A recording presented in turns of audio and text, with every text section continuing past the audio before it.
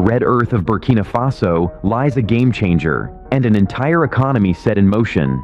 After months of drilling, digging, and dreaming, an Australian mining firm has just hit gold. Literally. Come on down to a historic moment where ambition meets achievement as this West African mine, Kiaka, delivers its very first gold pour. But this isn't just about shiny metal. It's about local jobs, global investments, and a milestone that could reshape the region's economy.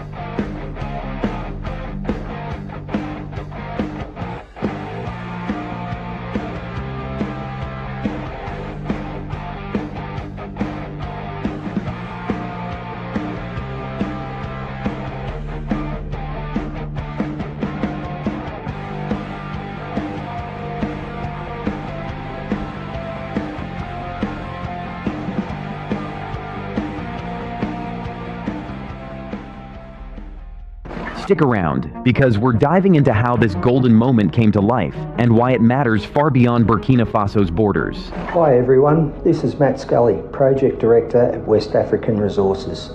Our Kiaka Gold project in Burkina Faso has continued to progress on schedule and budget in October, with a number of milestones completed on the pathway to first production at the project in Q3 2025.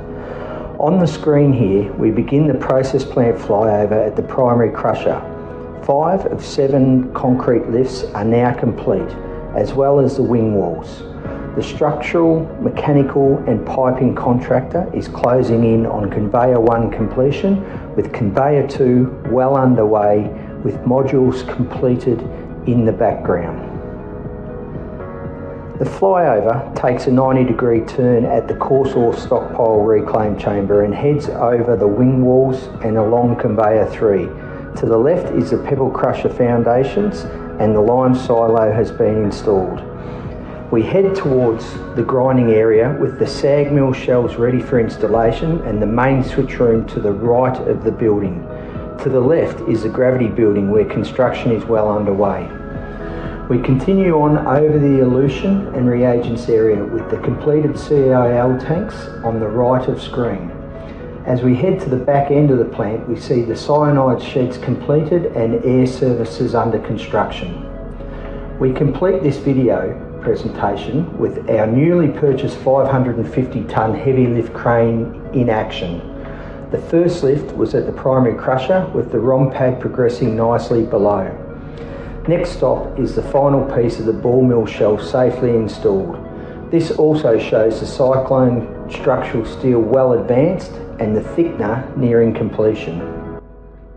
Thank you to our partners for all the hard work thus far, and we look forward to providing further updates on Kiaka as construction continues to drive forward over the months ahead and WAF moves closer to becoming a plus 420,000 ounce per annum gold producer in 2025. Gold awakens at Kiaka. Burkina Faso just hit a game changer. The Kiaka Gold Project delivered its first gold pour, and it's not just metal in a mold, it's a metaphor for a country rising. Under the leadership of Ibrahim Traoré, the West African nation has fast-tracked industrial revival, and Kiaka is the crown jewel. Owned by West African Resources, an Australian firm, Kiaka isn't your average mine. It's set to pump out 219,000 ounces of gold annually over nearly 2 decades. That's over $400 million a year in potential revenue at current market rates. Kiaka's launch wasn't luck. Traoré's government cut red tape, greenlit new transport corridors, and guaranteed security protection around the mining zone, a smart move in a region often challenged by instability.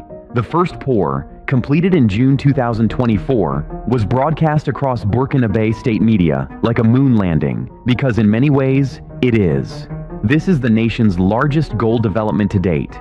Traoré's influence shows. Local hiring quotas were enforced early, and community development agreements were negotiated transparently. In nearby Tenkodogo, electricity and road upgrades have already taken shape. Kiaka isn't just mining ore, it's mining opportunity. West African Resources CEO praised the extraordinary support from the government, crediting unusual speed in site development and permitting. That's Traoré's fingerprints all over it. International observers now view Burkina Faso not just as a hot zone, but as a hot prospect. The Kiaka pour wasn't an isolated event. It was a launchpad into the future, a golden one. An economic engine ignites. What the Kiaka Gold Project just unlocked under Traoré's administration is nothing short of economic ignition. The first month alone saw more than 12,000 ounces of gold processed, generating upwards of $22 million in revenue. Analysts forecast Kiaka could single-handedly boost national GDP by 1.7% this fiscal year. But it's not just top-line economics, it's the cascading effects that matter. Local suppliers around Kiaka have seen contracts surge. From catering to mechanical services, Burkinabe entrepreneurs are getting a front-row seat to prosperity. That's no accident.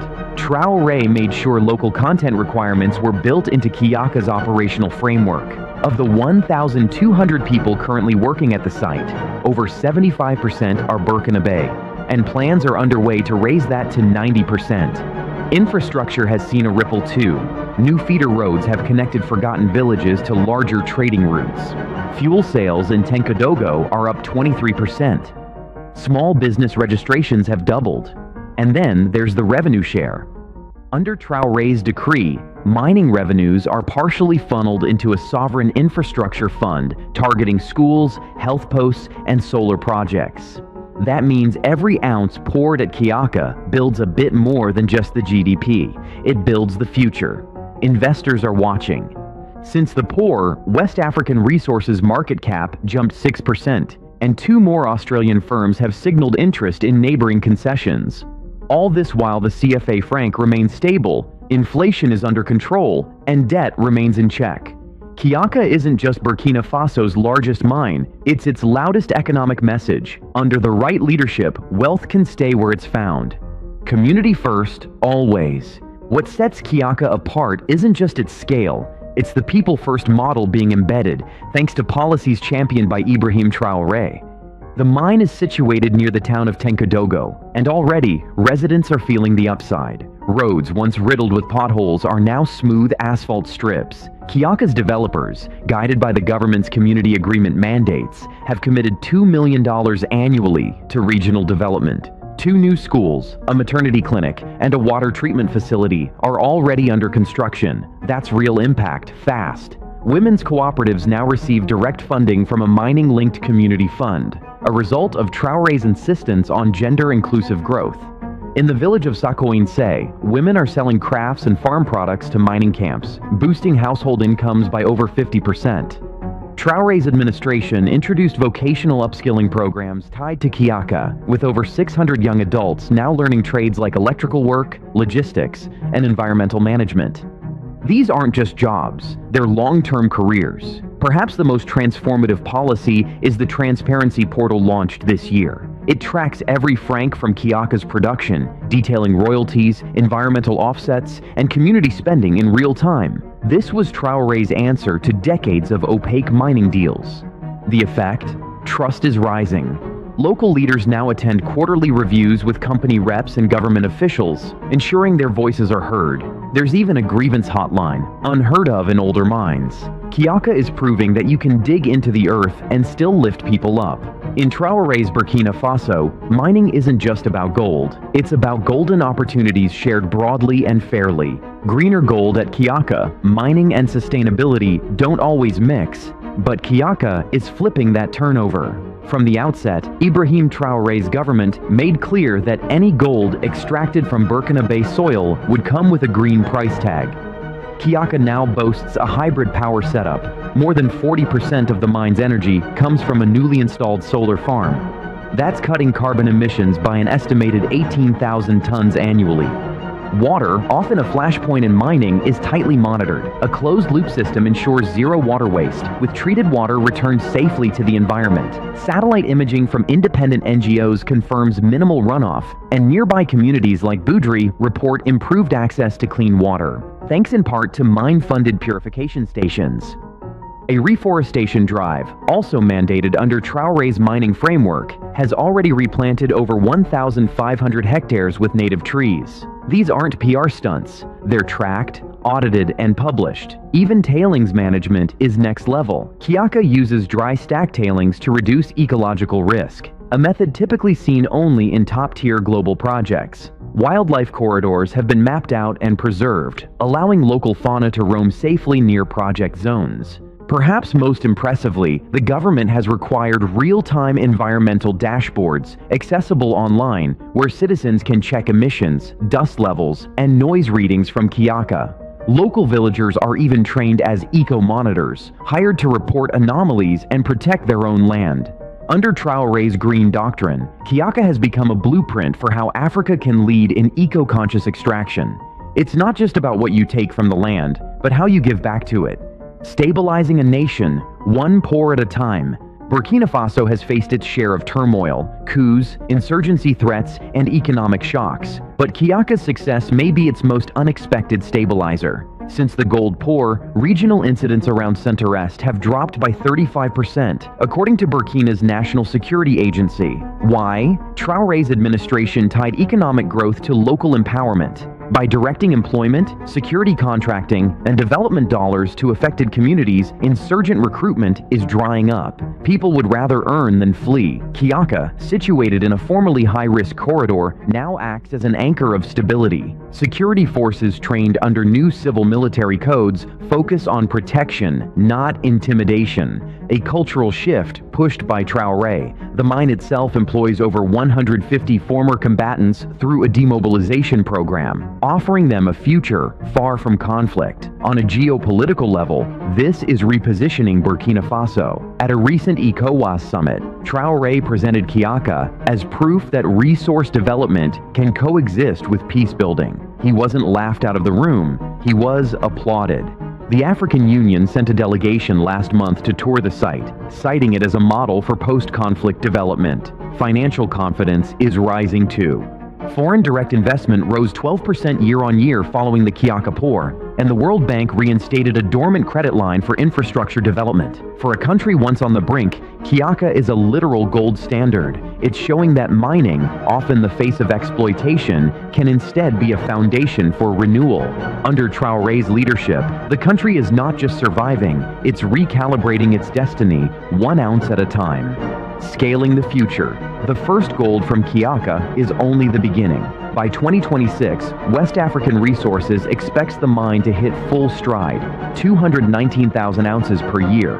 That's nearly $400 million annually in gross revenue. But Ibrahim Traoré isn't content with just exporting raw gold. His administration is actively drafting policy that would require on-site refining, potentially turning Kiaka into the region's first vertically integrated gold facility. That would mean local value add, jobs, and even export-ready bullion with "Made in Burkina Faso" stamped in bold. Traoré's vision doesn't stop there. Talks are underway to launch a state-backed precious metals exchange in Ouagadougou, letting West African nations price gold in regional terms. International investors are lining up. 2 Canadian firms and a UAE consortium have expressed interest in joint ventures.